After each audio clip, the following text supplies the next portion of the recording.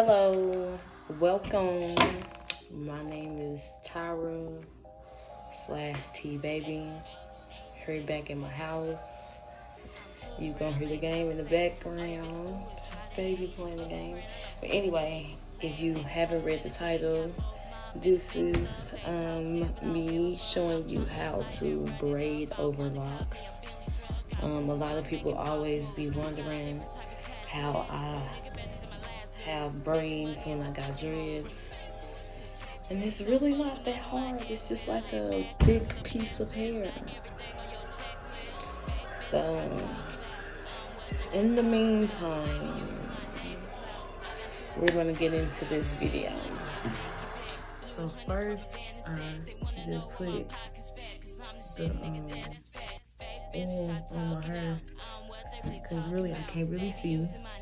Because obviously I'm doing my own hair. I can't see. So, I oil it, give a little piece. Give as much as hair. As much hair as you think you need. And then this how I do it. Everybody don't do it like this. This how I do. I wrap the hair around here, around my dread, and then I just make that as tight as possible. And then I grab some weave with my dread right there, and then that goes piece of hair. And then I keep braiding. I always make sure it's tight enough how I want it. So then I just keep going down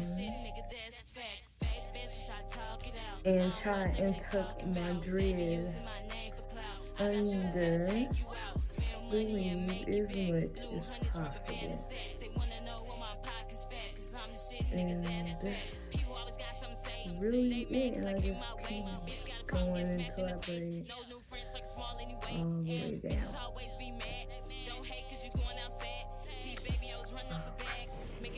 Okay, I'm back and I'm still finishing that same braid.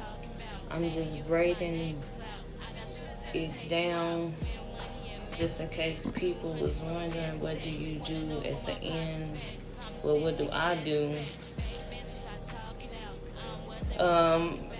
Usually people knot it at the end.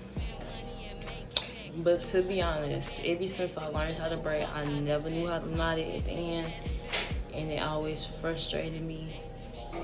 So I always thought it was easier to just